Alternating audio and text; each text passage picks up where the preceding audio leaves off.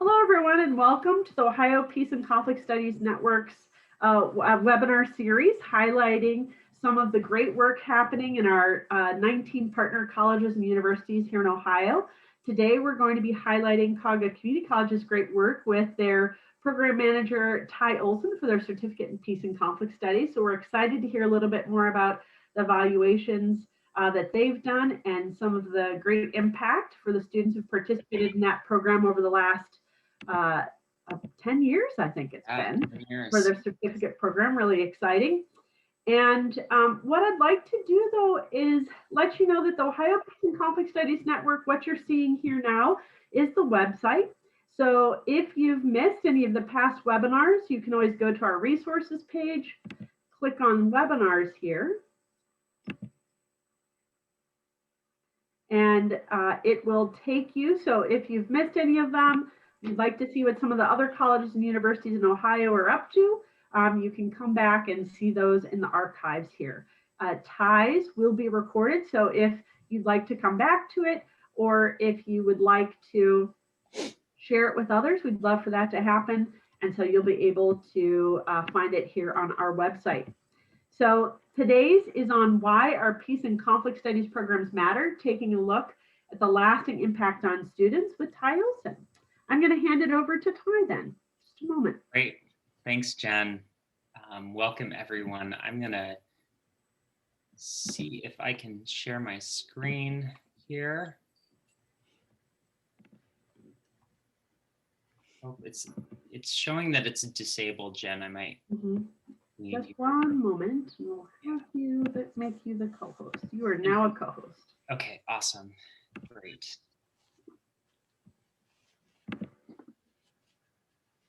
See if this should work. No. Okay, so let me present. We'll get started.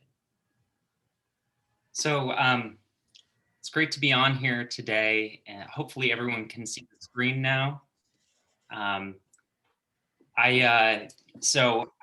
have the pleasure and privilege of knowing many of you, but I don't have the privilege of knowing all of you. And so in a second, I'm going to have us do a quick round of introductions. So I know some of you are probably eating lunch because it is lunchtime. So just be warned, I'm going to put everyone on the spot briefly to give their intro. But I am the program manager of the Peace and Conflict Studies, or Conflict Resolution and Peace Studies program at Cuyahoga Community College.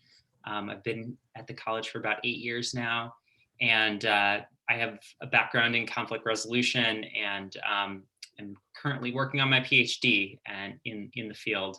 And so I am excited to be here. My main role at the community college is managing our Peace and Conflict Studies program. I have a lot of other kind of roles that I've taken on over the years. But today's webinar is going to really focus on looking at what our students have shared with us over the last few years about the impact our program has had on them, both personally and professionally. So we'll start by, I'll give a quick overview of our program just to give you all some context. And then we did a couple of studies back in 2017 and 2019 where we solicited some feedback from students about their experience in our program. And so I'll be talking about those and sharing a little bit of the results we got from those. And then towards the end of the conversation, towards the end of the webinar, I would like to open it up to the group to kind of have a conversation around why do programs like this matter? I know several of you oversee similar types of programs, both academic and non-academic at your institutions. And so talking a little bit about why this is important, especially given the time that we're living in. We are living in a polarized America, politically, religiously, and in a lot of other social ways. We're polarized more than we've been perhaps in the last century, right? And so that's what we'll be touching on today. I'm really excited to be here. Here is the agenda. I just kind of talked through it a little bit, so I won't spend much time here. We'll have some time for Q&A at the end. I'm more than willing to share the questions from the survey that we did in 2017, and anything else that might be helpful for those of you that are interested in doing your own program evaluation or research with your past and current students. So real quick, I'd like to do quick introductions just to hear where people are from, and hear your names. So if we could go around quickly and share your preferred name and what institution or organization you work at and what is your role at that organization. So maybe I can just call on people to make this go a little bit more quickly. I saw my dear friend Erica came on screen, so I'm going to call on you first, Erica. All right, well, good afternoon, everyone. I am Erica Jefferson Rivers. My preferred name is Erica, although I am generally open to whatever you feel most comfortable. Some students prefer to call by last names because of how they're oriented to power. I am currently the Assistant Director of Conflict Resolution at Denison University in Granville, Ohio. But I am also happy to say that this semester I am back teaching part-time at Tri-C for the conflict resolution skills course, and this is my 16th semester teaching that course. Thanks, Erica. Jonathan, would you like to go next? Yeah, hi everybody. Glad to join this group. I'm go by John Rudy. I'm in Manheim, Lancaster County, Pennsylvania. Up until 2019, I was the peacemaker in residence at Elizabethtown College. And we had a peace and conflict studies program there that got axed because of budget constraints. Right now, I'm on the Improving Practices Working Group at GPAC. I'm a 20-year veteran facilitator at Mindanao Peace Building Institute, and we've switched online recently to do that. I have my own consulting business now and doing peace education wherever for hire. I'm a hired gun. I'm a hired peace guy. So thanks. Great. Thanks, John. Phil, would you go next? Hey, everybody. I'm Phil Metris. I'm a professor of English and the director of the Peace, Justice, and Human Rights program at John Carroll University in Northeast Ohio. And I've been doing this job as director for, I don't know, maybe this is my 5th year. And we have a program that's a kind of combination social justice and peace and conflict studies program, and that requires wearing many hats and trying to often have arguments with oneself. But I appreciate your work, each of your work, and looking forward to hearing more about what's up. Great, thank you, Phil. How about Ellen? Ellen, are you with us? Yes, sorry. I'm retired for 2.5 years. I started the Peace and Conflict and Human Rights courses at community college in the Chicago area, Waubonsee Community College. It is still carrying on without me, I'm happy to say. And now I do my work with Fellowship of Reconciliation, Episcopal Peace Fellowship, and the Peace and Justice Studies Association, and by writing op-eds syndicated through Peace Voice. So I'm just trying to keep track of what's going on in the field and support it. I'm sure you all saw yesterday that the International Peace Education Organization was nominated for the Nobel Peace Prize. So I see that as a positive, and I'm interested to see what the students have to say. Thank you. Great, thanks, Ellen. Susie, could you share next?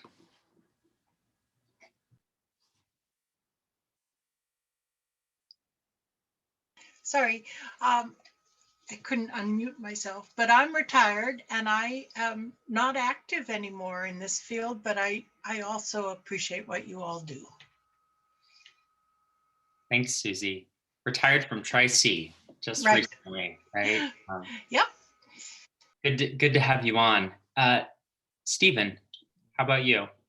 Sure. Hi, everyone. I'm Stephen. I use he, him, his pronouns, and I am a program manager here at Ohio State. I run a co-curricular program of first and second year students interested in international affairs. So I have a handful of folks interested in peace and conflict studies and different pathways into the field. Great. Thank you, Stephen. And Claudia, good to see you. Could you share your intro? Hi, yes. So this is Claudia. I'm the Track 2 Mediation Program Manager at Search for Common Ground, and had the pleasure to meet Tyler a few years ago when I was working at Solia, which is a pioneer organization in the field of online dialogue among students from different backgrounds, different countries. So pleased to be here. Great to see you, Tyler, again. And yeah. Great. Thanks, Claudia. And two more, Antonio, and then we'll end with Anna.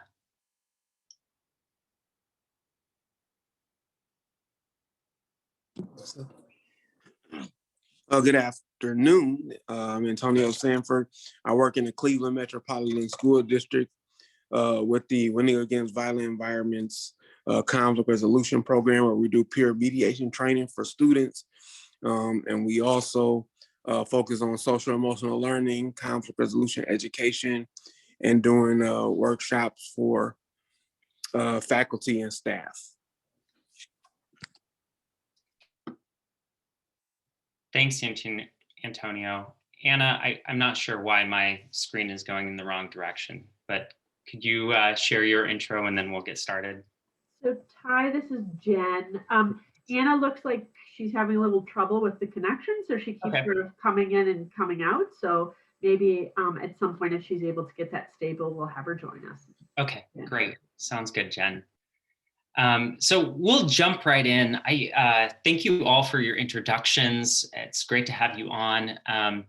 So I'm going to share a little bit about our program at Tri-C, just to give a little bit of context for those of you that might not be familiar with it. So we have a certificate program, a short-term certificate in peace and conflict studies, or technically conflict resolution and peace studies. Sometimes we swap the names. And so we take an approach where we look at both conflict and peace and recognize that they go hand in hand. And so I'm going to give kind of our two overarching definitions or ways that we approach studying conflict and peace in our program, just to give some context. So we talk about conflict occurring when one's interests, needs, values, and or identity are threatened, or there's the perception that they are being threatened. In the world that we're living in right now, a lot of people feel threatened, either because of their interests or their needs or values, or especially because of their identity. And so, you know, when we're talking about why this stuff matters, conflict is occurring all across the board, and especially around identity-based conflict. We are looking at that carefully in our courses, in our extracurricular programming at the institution, because a lot of what's going on, a lot of this unrest we're experiencing in our country is directly tied to this concept of people feeling threatened, particularly around their identity and values. Our notion of peace that we use commonly is this idea about right and healthy relationships with the other people in your community, with yourself, and with your environment.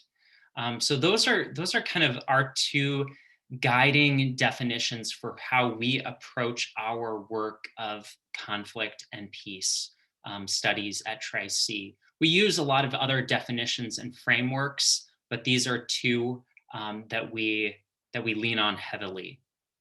When we talk about like what we're studying, we look at kind of the whole range of different types of conflict and peace. So we look at the macro level in some of our courses, you know, nation to nation tensions and conflicts and wars. We look at the meso level that's intergroup, so between different political parties, between the police and the community, between different companies, between cities, right? We also look at the other kind of way of framing the meso level as intra-group. So within organizations, within large organizations, there's small groups that might be in conflict with one another, whether it's different departments or different stakeholders. We also look at the micro level, the interpersonal level, and so families, teams, groups, relationships, and the intrapersonal level, which is really important, I think, especially in this pandemic era that we're living in. A lot of people are trying to figure out what it means to have that intrapersonal piece in their lives. And for our program, we really focus on the micro level, but we recognize that they all kind of are interrelated. And the skills and knowledge that are applied at the micro level and intrapersonal and interpersonal can be applied up to the macro level. So we have students that might come into our program who are interested in international work, and we help to provide them with a solid foundation for pursuing additional education and careers in international work.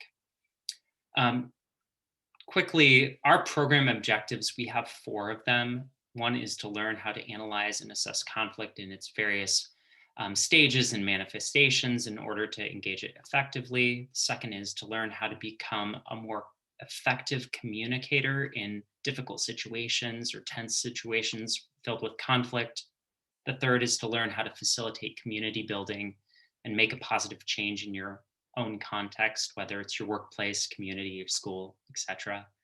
And then applying problem-solving techniques to engage conflict in a positive and constructive way in order to create and sustain peaceful community, whether that's in your neighborhood community, your religious community, or the larger, greater community.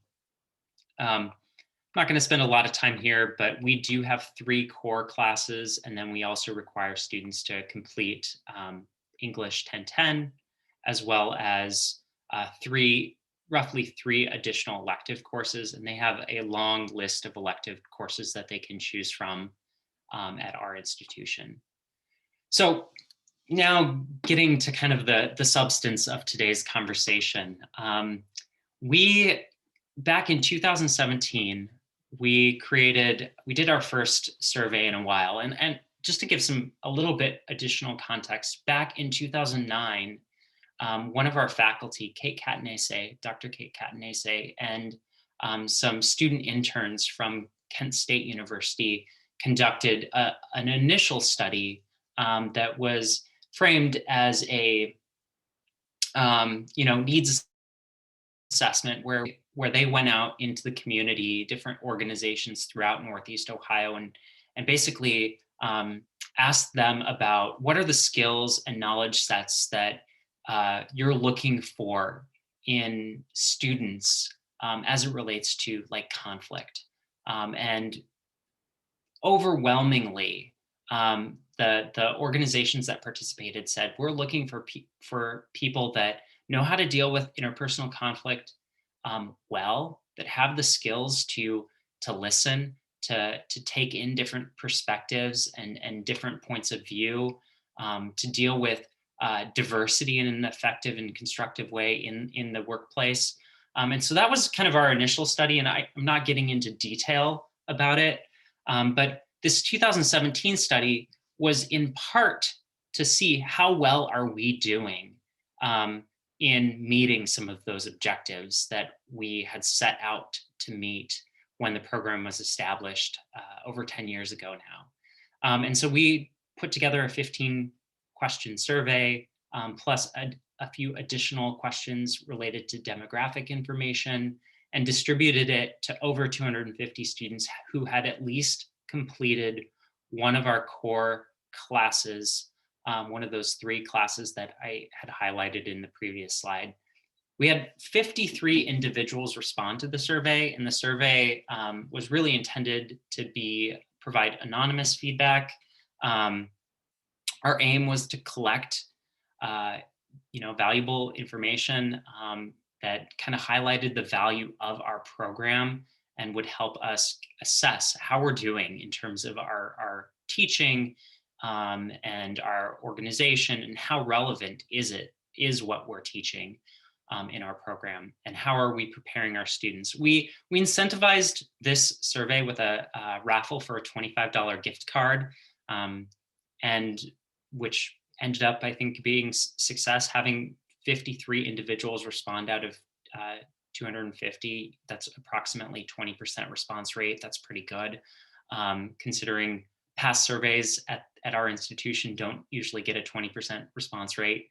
And I actually had a student help me with this study. And so I really tried to empower them to think about, from a student's perspective, what are the questions you would like to see? And I offered a lot of feedback and insight, but Kofi really took the lead on this project. And I'll be talking about some of the data briefly here in a few minutes. The second study that we did was with program graduates, where we reached out to all of the students. At the time, it was approximately 85. We actually had a few more, but we didn't have their contact information, and asked them about their experience. And I'll share the questions that we asked in these interviews here shortly as well. But we had 23 participants in this study out of the 85 that were outreached to. The aim of this was to collect qualitative data on the student experience, as well as to gather some other information on how students were utilizing what they had learned from the program. So we designed just a few really open-ended questions, or general questions that our student who ended up leading this was able to dig into a little bit more with each of the participants. There was no explicit incentive in participating in these interviews, other than we framed this as an opportunity for students to reflect back on their experience at Tri-C, as well as their current work. And I think a lot of students resonated with that opportunity to reflect back. And that's part of the reason why they agreed to participate in these interviews.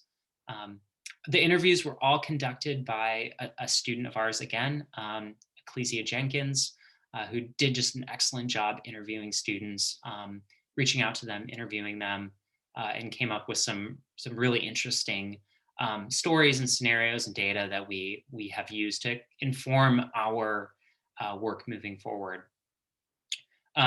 We did not, just as a thought, because I know sometimes with surveys and stuff like that, you need IRB approval. We did not need IRB approval. In both these cases, we ran them by the Department of Research and Inquiry prior to starting reaching out to students, and they said, given the scope of the survey as well as the interviews, we did not need IRB approval. So I just wanted to clarify that for folks that might have that question. So I'm going to share some data from the 2017 survey. One of our questions was, do you practice skills that you learned in the program or courses when you find yourself in conflicts? And 73% of the people said absolutely yes, and some people said sometimes. This isn't a perfectly designed survey, right? In hindsight, there's ways that we could have had maybe a more effective Likert scale, but we were also wanting to make this survey get as much into it without overwhelming our students. Another question is, how often do you apply the skills that you have learned? Students responded, again, 53 participants responded. Most of them practiced the skills they learned in our program daily. A few of them, or 37% almost 38% said a few times a week, and then 18 said a few times a month. And then I think it was only ended up being one respondee that said a few times a year. Some other data that we collected, rate the practical value of the interpersonal skills you learned in the program. And on a scale of 1 to 10, 1 being low, or 1 to 5, 1 being low, 5 being high, 39% of the respondees, or 73% of the respondees said that they were highly valuable. As well, we asked them about the theories that they were exposed to in our courses, and again, 35 out of the 53 said rated this as 5, so very high, and then 16, the vast majority of the remaining participants rated it as 4. A few more highlights from the 2017 survey. Do you apply the knowledge you learned in the program or courses when you are working to problem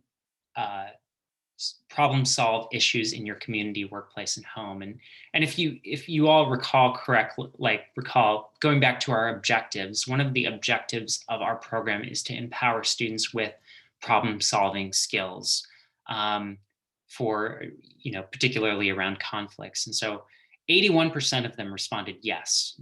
They apply what they learn, and 18 said sometimes, or almost 19% said sometimes they apply them. Another question is, how helpful do you think the courses are in learning practical skills for promoting healthy communities and relationships? 43 out of 53 or I guess in this case 52 respondees said that they were very helpful. Just to also give a little bit more context for who filled this out, 50 out of the 52 respondees that totally completed, I'm not sure why it's showing 52, I think it's supposed to say 53 there. 44.2% were students that had already completed the certificate program. 34%, almost 35% were students that were working to complete the certificate. So about 21% were students that had taken a course or two, but hadn't completed our certificate. And still, many of them, if you were to break down the data, many of the students that even just took one course with us found it to be valuable or highly valuable, which I think is also interesting and worth noting. Just to give you a little bit more context in terms of the demographic information that we asked for, and this doesn't include all of the questions, but there's a few I'm going to highlight here. Age range here gives you a sense of who, in terms of age, participated in the study.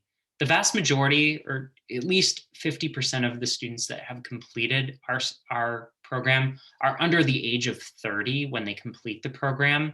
But the people that responded, a lot of them were in the 30 to 40 range with 24%, or the largest group was the 40 to 50 range, which might be saying something about the nature of taking online surveys more than anything, that maybe older adults tend to take the time to fill out a survey. I'm not sure. But this is interesting data. 15% of the people that responded were people that identified as being over the age of 60 too. Here's also some interesting data just to show the relevancy of our program. It's not just for certain types of people, it's for a lot of different professions. So we have, business communication was 13% of the students that had participated in this survey. Our biggest group, not surprised, were people that were focusing in conflict resolution and peace studies with 18.9%. We had health careers, education, law enforcement was 15%. the liberal arts and humanities, a small sliver, even some STEM students in our program, right? And social sciences in general is a pretty large group here too.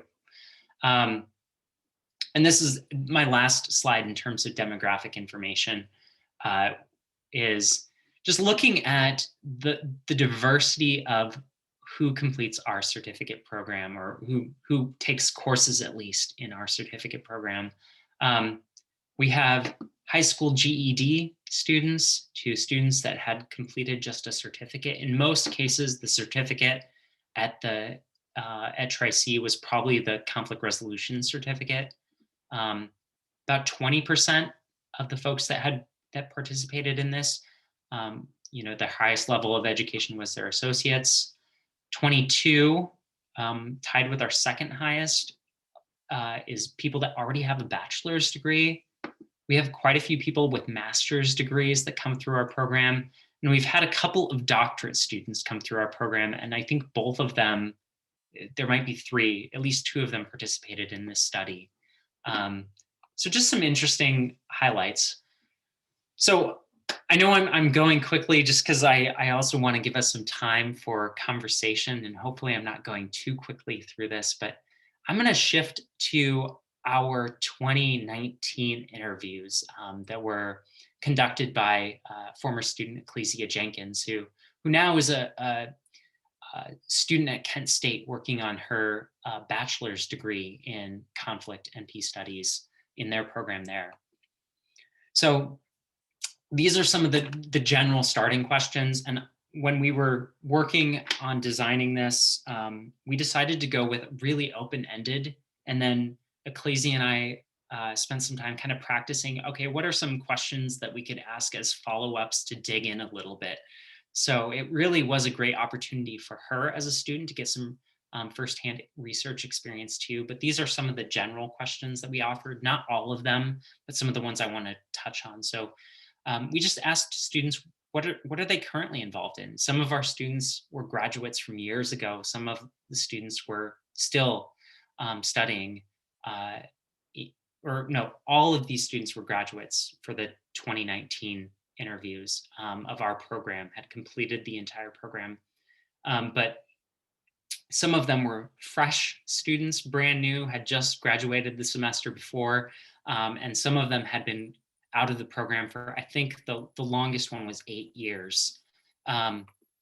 We also asked, what are your next professional steps what were / are your next professional steps after finishing the certificate? What are your professional career academic goals? What do you see yourself doing 5 years from now was a question we asked. And how do you have any advice for current students in the program or alumni? And then the final question, and this is the one that, Ecclesia spent a lot of time kind of exploring with the students, is how did your experience in the conflict resolution and peace studies program inform your professional journey? So I'm just going to highlight a few things from what we found in those interviews. First one, and each of these numbers correspond with the previous question. So the first one is related to, what are you currently involved in? So all graduates interviewed are in fields where they are actively utilizing the knowledge and skills that they learned. They were all very explicit about that. Some of them are working as social workers, some are in counseling, some are in education, criminal justice, healthcare, software development, government, human resources, food services. Just shows that the value that our program provides can be influential in most careers, right? Where you're working with other people, it's beneficial. At the time of these interviews, there were also 3 students pursuing further education, 2 working on their master's and 1 student working on her doctorate. The vast majority of the students are pursuing careers where they are working directly with people to solve various types of problems in different contexts. So interpersonal conflict or problems, social, systemic, and structural.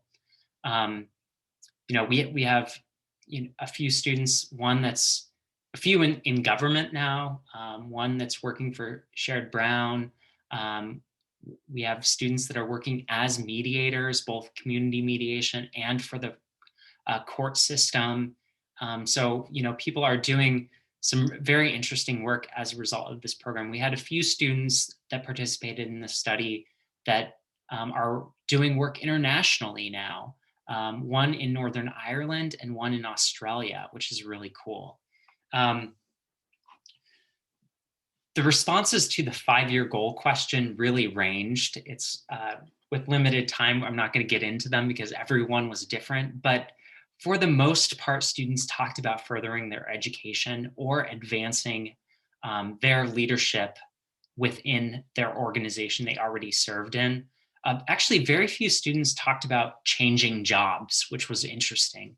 A lot of them were comfortable with where they were at least in terms of their career right now.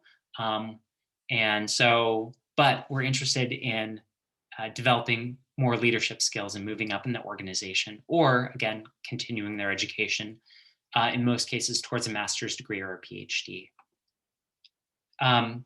The advice that students offered varied as well, but nearly all of them talked about the importance of taking the conflict resolution and peace studies courses seriously.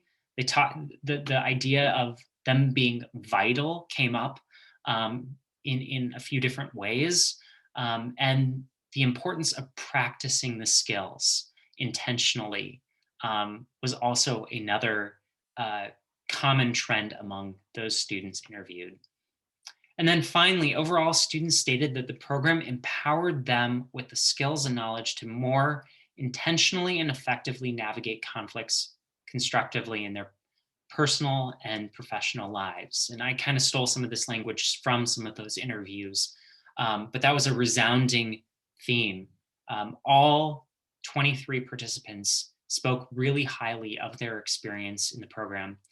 That could be flawed. Perhaps only people that had good experiences said they would be participants in the interviews, right? That's always the case. But it was encouraging that out of the 85 students that were reached out to, 23 participated, and the 23 that participated all had really solid experiences in our program that equipped them to do the work that they're doing now and to pursue further education, both currently and education that they've already completed. So there's a lot that we could talk about here, but I just wanted to highlight a few things and then really want to kind of bring it to the group for some conversation. So why do peace and conflict studies programs matter? And you could even expand this. I know a few of you don't necessarily have academic peace and conflict studies, but are instead involved in peace education, either as consultants or educators, or running programs within institutions that are focused on conflict resolution and peace education. So a few of the things that I just wanted to highlight, and then I'm gonna kind of turn it over to the group, is we live in a really complex world filled with conflict. And as I said at the beginning, we especially right now in our context, nationally and locally, we have a lot of identity and values-based conflict. And it's important to equip students, adults, leaders with the skills to navigate those, right? So our program empowers students with those knowledge and skills that are necessary for navigating conflict. I also think, number 3 is we need more folks that have this orientation towards resolving and transforming conflict, right? We all, as peace educators, as conflict resolution practitioners, recognize the value of conflict transformation, conflict resolution, conflict management. But we live in a world that, oftentimes frames conflicts as a win-lose, in this win-lose orientation. And to equip more people more individuals, more leaders with recognizing that conflict doesn't necessarily always have to be a win-lose, approached as a win-lose problem, right? That there are other ways of negotiating, compromise and collaborating, even though we are coming from very different perspectives. Our program and other peace and conflict studies programs give students, some frameworks and some knowledge sets and some skill sets for dealing with conflict in a more constructive way that moves towards resolution and towards transformation. And then my final point is we need leaders who understand conflict and how it manifests itself in our communities and organizations. So really understanding the underlying issues, being able to identify, why conflicts exist, what needs are connected to a conflict, what interests are connected to a conflict, what values and identities are connected to conflicts that we experience.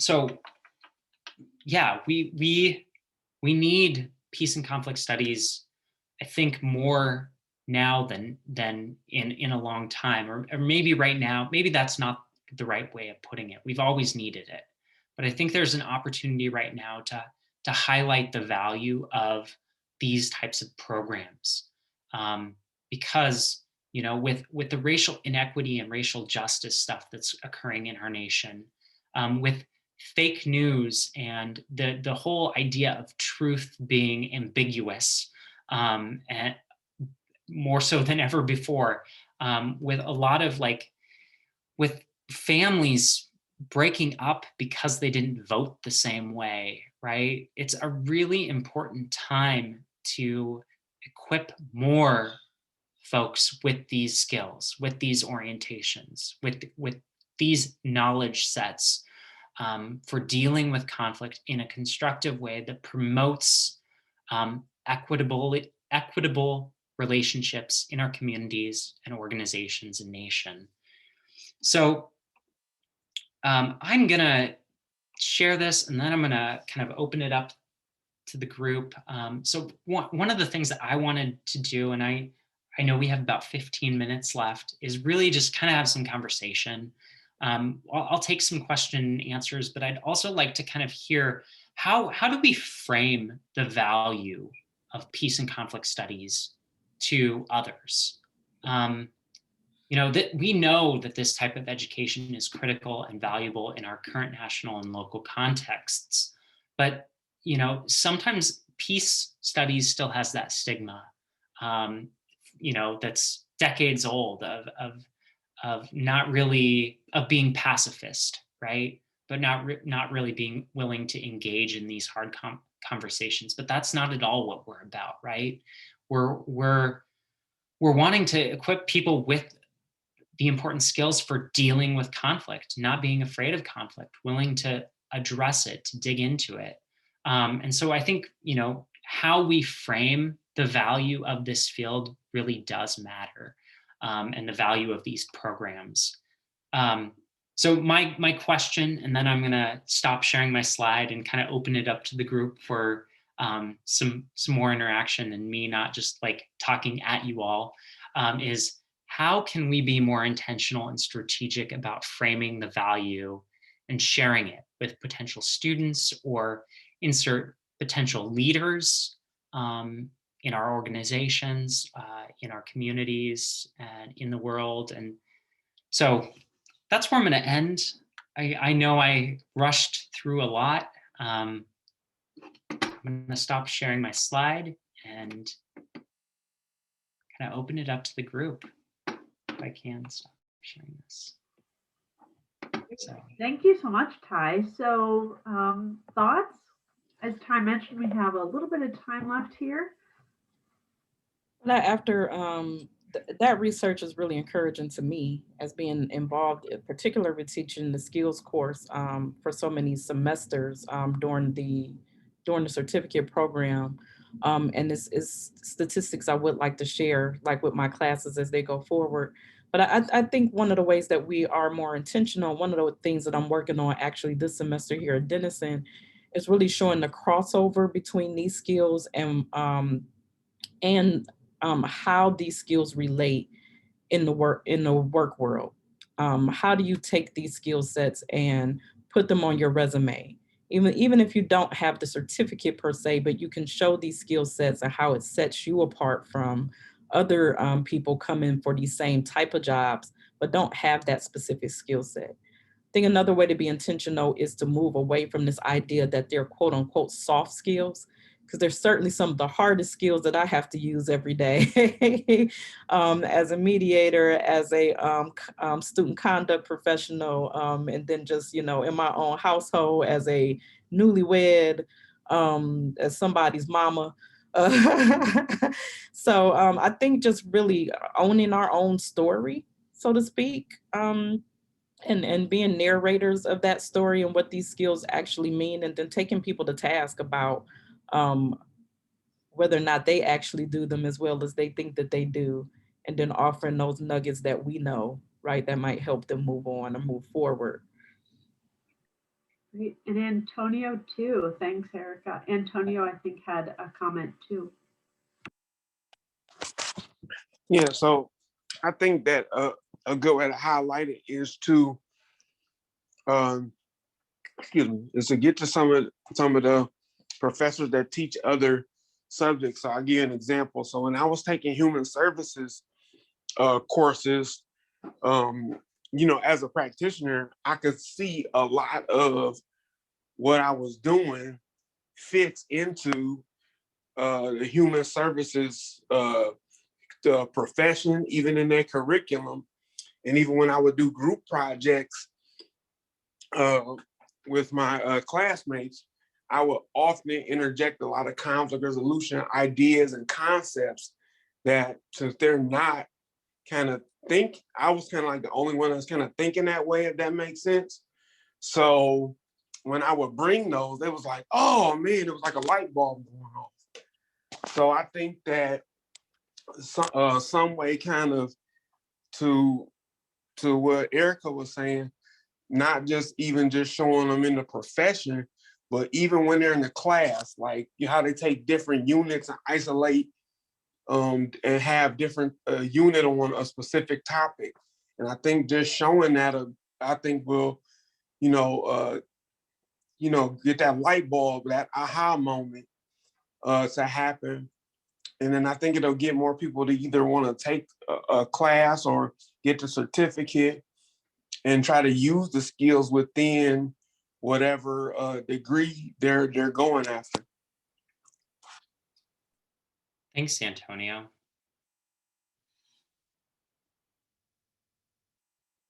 Anyone else like to chime in? Hey, Phil. Sorry, I have two screens here, so I'm going to no worries. focus on the one. So of course, the first thing I think when I see, first of all, I knew about the 2017 study, and so that heartened me a lot to be able to bring some of that data to my own institution. And I agree with Erica that we need to rebrand soft skills. We need to call them something else, like strong skills or not social skills. That's a little too, but we need to think of a better term for sure, because I think what this is, these are powers, that people need. So I immediately, looking at this research, I thought, well, we really have to do this for our own program. I try to keep in touch with people, but I haven't done like a full length study. So if you have any advice about how to conduct a study like this, I'm not, I'm not in the area where this kind of study survey is done regularly. So I'd be curious to know. Yeah, totally, Phil. And, I mean, as a starting point, just as a couple of comments, one, having a student that's like an intern or doing some type of project was really helpful, right? Because I don't have a lot of capacity for this. And getting a student perspective on it too is actually really helpful as well. And even when doing the interviews, I think having a current student who is in her final semester at Tri-C in our program reach out to former students, like even just having her reach out instead of, the program manager, right? Like makes a difference. And, I also reached out to our institutional research department and was able to get all the updated email information on all the students that had graduated from 8 years ago, right? And so that helped too, to get their help. And I'd be more than willing to share the study questions, specific questions from the 2017 study again. And that's something I don't mind sharing at all. I would make some changes, and I could talk about the changes that I would recommend, because in hindsight there are a few questions that I think we could have been more specific around, and a few questions that were a little bit what's the word I'm looking for, repetitive almost in nature. We were asking something different, but the results were kind of the same. So yeah, I would love to have a longer conversation and we can exchange thoughts. Anything you're willing to share would be awesome. Thank you. Okay. Thanks, Phil. Yeah, Stephen, see your hand raised. Sure. Sorry, I hit the wrong reaction a few moments ago to speed up, but that's not what I was trying to put. I'm so sorry about that. I didn't even see it. Let's go. No, speaking of sharing, is it possible to share the PowerPoint from today as a reference? If not, totally okay, but there's some useful stuff that I can carry over to my day-to-day. Just wondering. Yeah, maybe I can email it to Jen and then she could share it with the group. Does that work, Jen? Yep, absolutely. And again, it will be posted on the Ohio Peace and Conflict Studies Network's webinar page. So people can always access that. In addition, some folks from past webinars have also shared any handouts. And the actual full study, as well as the questions from Kate Catanese's initial one that was done, is also accessible online for free and download. And Kate is very happy if folks want to take a look at that. That was actually not done, though. We didn't have students at that time. That was done because Cuyahoga Community College is required that for a certificate program to be developed, there had to be a survey done of both internal students to see if they would apply and external companies or businesses that might hire those students. So there was a different purpose for that one. However, a lot of those questions would still be relevant. And actually what I think is really interesting is what you found, Ty, is much of what was found when the initial survey was done, which is who would actually take this course were the people that already had degrees, were the majority. So BAs or above. Absolutely, though, I can send the link too. Yeah, great. John and then Erica, I think, had her hand up too. No, Erica, you want to go first?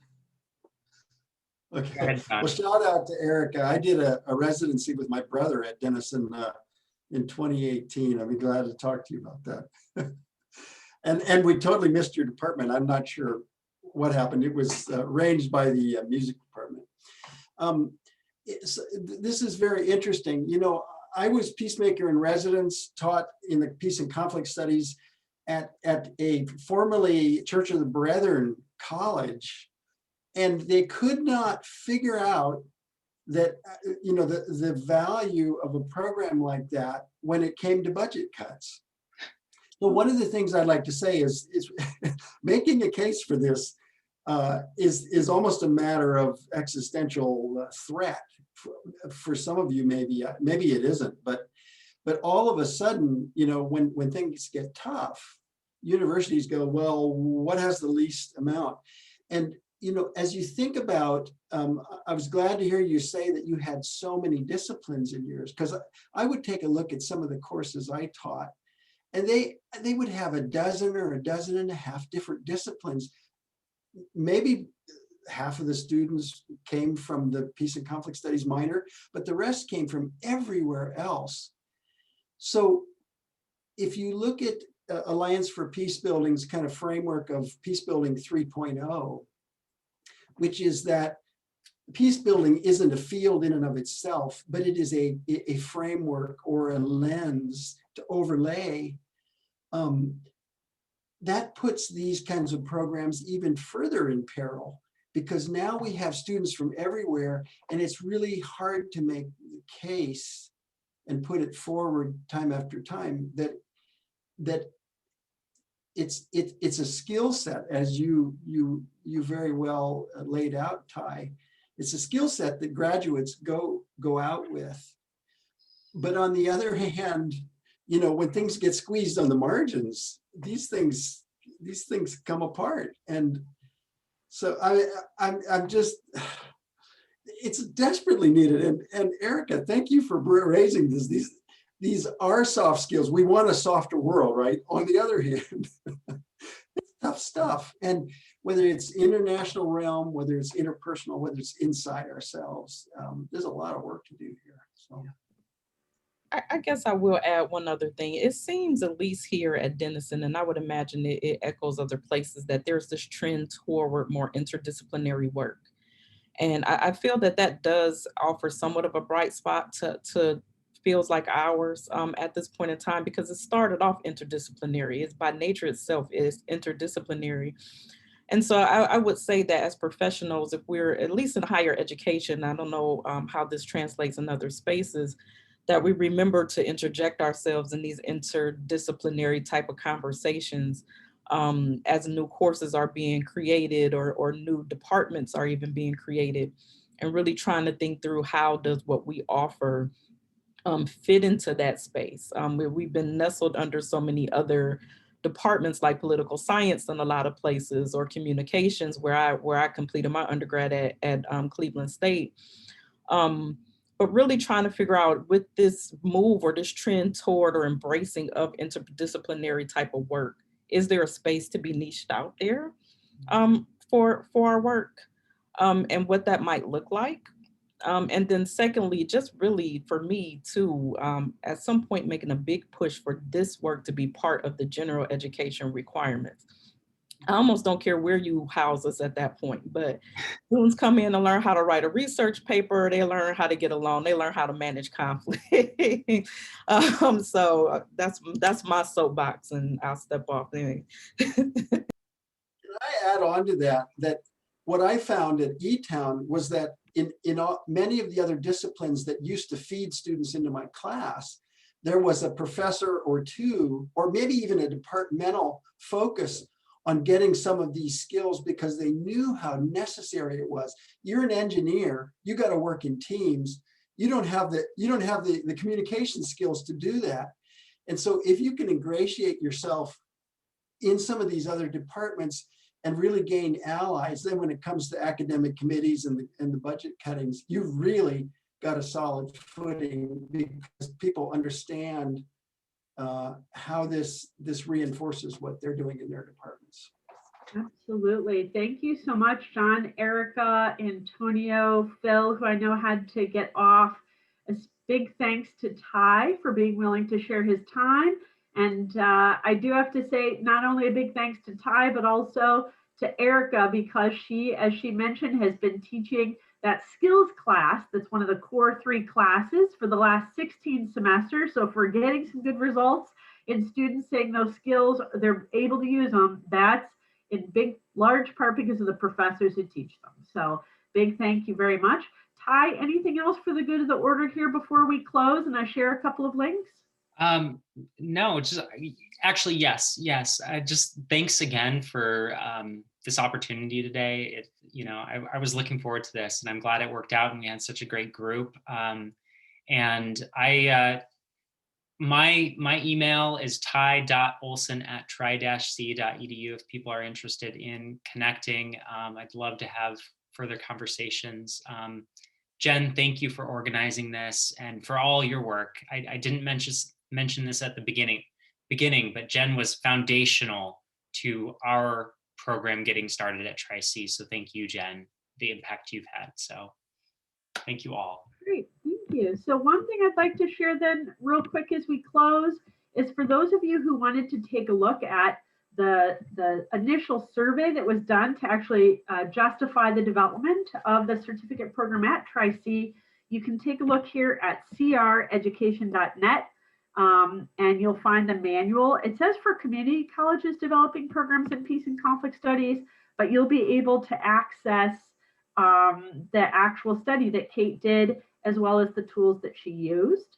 In addition to that, and I'm going to show one more thing here for everyone that we'd like to show you that I think will be helpful, is that we will be hosting our next Higher Education Institute. And this is its 9th year that this will be occurring. It's the College and University Seminar for Developing and Enhancing Peace and Conflict Studies programs. And it will take place, it will be done online. Normally it's done over the course of 2 days, but we usually have and showcase colleges and universities that have peace and conflict studies programs from around the world.